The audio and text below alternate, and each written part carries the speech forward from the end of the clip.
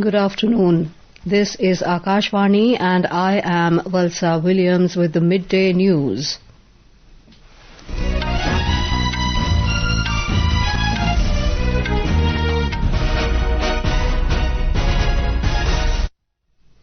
The headlines. External Affairs Minister Dr S Jaishankar calls for UN reforms to encourage collaboration with Global South, holds meetings with leaders of Global South countries on sidelines of UN General Assembly in New York. Union Commerce and Industry Minister Piyush Goyal says India expects to increase energy trade with the US. Government brings out selection criteria for participation of individuals and teams in Asian Games 2026 and other multi-sports events. Iran's Supreme Leader Ali Khamenei cautions against nuclear talks with the US, warns of major irreparable losses to Iran. ISSF Junior World Cup to kick off in New Delhi today. And in Asia Cup cricket, India to clash with Bangladesh in Super 4's stage encounter at Dubai this evening. External Affairs Minister Dr S Jaishankar hosted a high-level meeting of Global South countries in New York on the sidelines of the 80th UN General Assembly session. During the meeting, Dr Jaishankar called for utilizing existing forums to strengthen consultations among Global South with a view to enhance solidarity and encourage collaboration. He also made a proposal on reforms in the UN and multilateralism as a whole.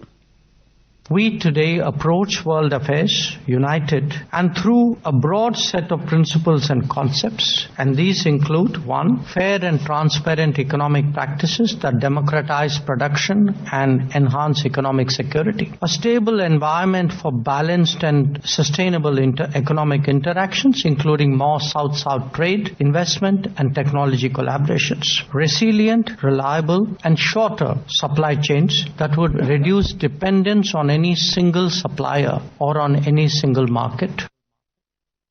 In a social media post, Dr. Jaishankar informed that on the sidelines of the high-level meeting, he also met Singapore's Foreign Minister Vivian Balakrishnan, St. Lucia's Foreign Minister Alva Baptiste, and Foreign Minister of Somalia Abdisalam Ali. He also interacted with his Dutch counterpart David Van Wiel, where he had an insightful conversation on European strategic positioning and India's approach.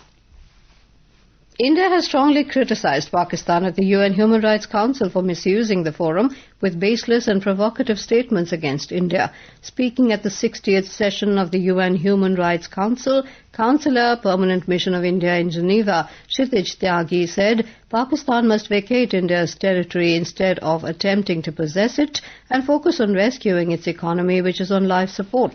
He also highlighted that Pakistan has a polity which is stifled by military dominance and a human rights record stained by persecution. A delegation that epitomizes the antithesis of this approach continues to abuse this forum with baseless and provocative statements against India. Instead of coveting our territory, they would do well to vacate the Indian territory under the illegal occupation and focus on rescuing an economy on life support, a polity muzzled by military dominance, and a human rights record stained by persecution. Perhaps once they find time away from exporting terrorism, harboring UN-proscribed terrorists, and bombing their own people. Union Commerce and Industry Minister Piyush Goyal has said India is in a great spot to expand its clean energy over the next 5 years. Addressing the US-India Strategic Partnership Forum in New York, Mr. Goyal said the government aims to grow its clean energy capacity from over 250 gigawatts to 550 gigawatts. The minister said the government expects to increase its trade with the US on energy products in the upcoming years. Mr. Goyal said India and the US can plan to collaborate on nuclear power. Today, the world is seriously looking at sun as a very major source of energy. One of the elements in that would be the free flow of energy, particularly solar energy or other forms of renewable energy through nations and through transmission grids that go across borders, because that will even out the requirements of power at different points of time in different countries. President Draupadi Murmu has emphasized the need for collective efforts to strengthen India's identity as a cultural power alongside its growing stature as an economic power. Speaking at the 64th National Exhibition of Arts ceremony organized by the Lalit Kala Academy in New Delhi, the President said art is a powerful medium to enrich cultural heritage and make society more sensitive. She highlighted that Indian art is continuously evolving and presenting new dimensions.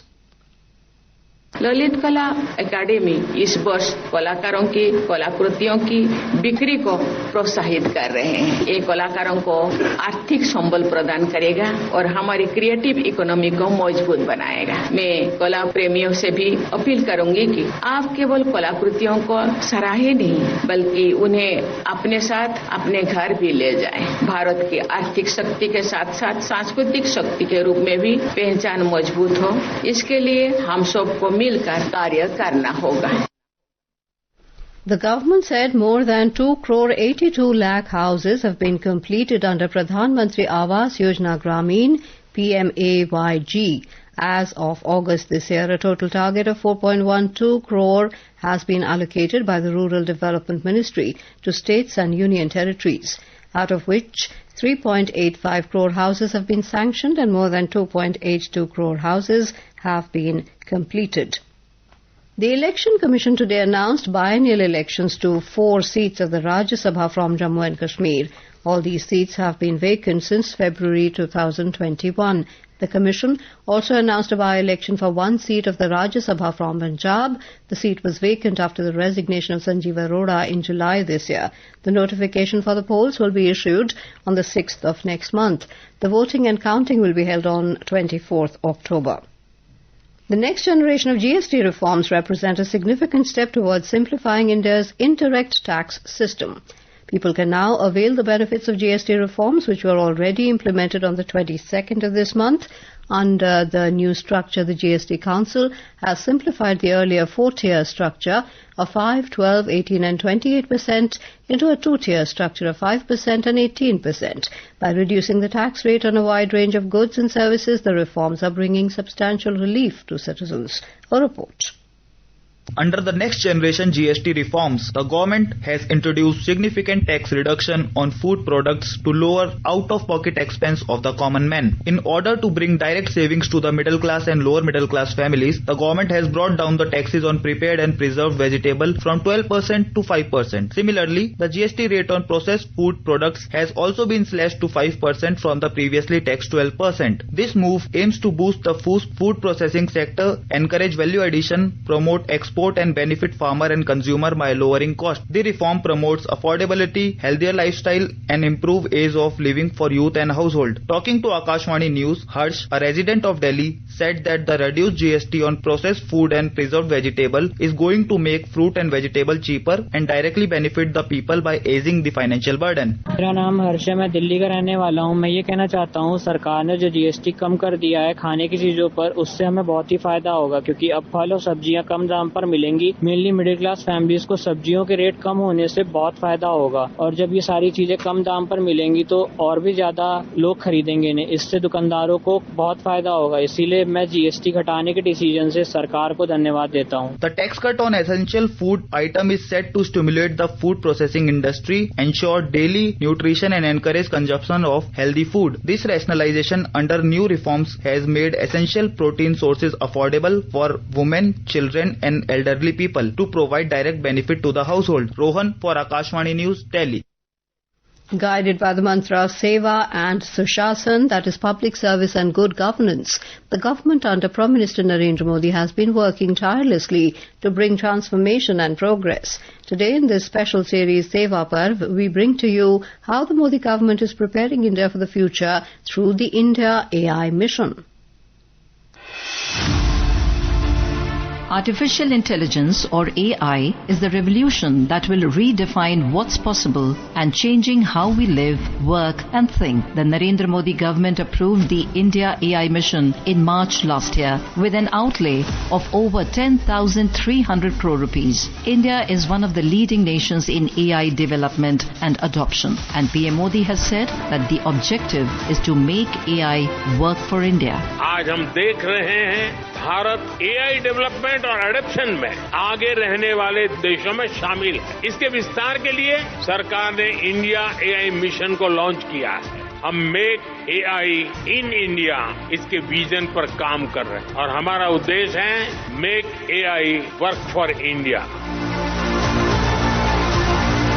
India AI mission is anchored on the pillars of building massive computer capacity and innovation centers, developing data sets, nurturing startups, and ensuring safe and trusted use of AI. The mission also places people at its center, democratizing technology. In a short time, India has made available the most affordable common compute facility in the world. Minister for Electronics and Information Technology, Ashwini Vaishnaw, elaborated this. Our Prime Minister's vision is of democratizing technology. It should be accessible to all. That's why we have done India AI mission, in which 34,000 GPUs are today available as a common compute facility for all our innovators. The price of these GPU is just less than $1 per hour, and this is the most affordable common compute facility in the entire world. India AI is more than an initiative. It is a vision to position the country at the forefront of responsible and inclusive artificial intelligence and to build the digital foundations of a Viksit Bharat by 2047.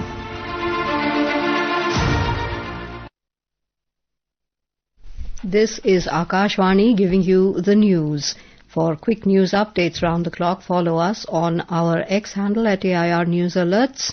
And for details of stories and more, log on to our website www.newsonair.gov.in and download News on AIR app.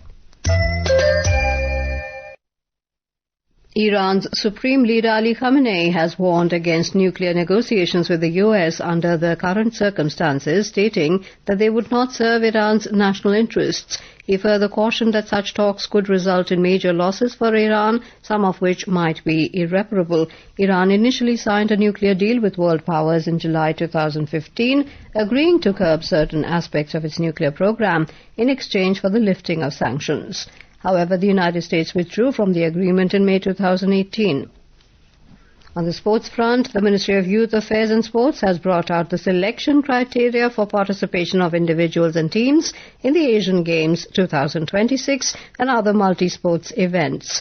The decision has been taken with a view to laying down a transparent and equitable framework, aiming to ensure that the athletes who have a real chance of winning a medal are only considered for participation in multidisciplinary sports events. These criteria will not apply to the Olympics and other international competitions. The ISSF Junior World Cup will kick off in New Delhi from today. The next generation of shooting talent across 15 Olympic events and 2 non-Olympic events will be competing in rifle, pistol and shotgun at Dr. Karni Singh Shooting Range from today till October the 2nd. Altogether, 208 young shooters from 18 countries showcasing young talent will be fighting it out for a total of 51 medals at stake. Hosts India will lead the field with a strong contingent of 69 athletes. In men's T20 Asia Cup, India and Bangladesh will clash in a Super 4 stage encounter at Dubai International Cricket Stadium this evening. The match will begin at 8 p.m. Today's winner will confirm a place in the final. The Indian Meteorological Department, IMD, has forecast heavy to very heavy rainfall over Odisha and Chhattisgarh today. The Meteorological Department has predicted heavy rainfall in parts of northeast Bihar, coastal Andhra Pradesh, East Madhya Pradesh, Gangetic West Bengal, Jharkhand, Telangana and Vidarbha for 2 to 3 days. And now, before we end the bulletin, the headlines once again. External Affairs Minister Dr S Jaishankar calls for UN reforms to encourage collaboration with Global South, holds meetings with leaders of Global South countries on sidelines of UN General Assembly in New York. Union Commerce and Industry Minister Piyush Goyal says India expects to increase energy trade with the US. Government brings out selection criteria for participation of individuals and teams in Asian Games 2026 and other multi-sports events. Iran's Supreme Leader Ali Khamenei cautions against nuclear talks with US, warns of major irreparable losses to Iran. ISSF Junior World Cup to kick off in New Delhi today, and in Asia Cup cricket, India to clash with Bangladesh in Super 4's state encounter at Dubai this evening. And with that, we end the midday news.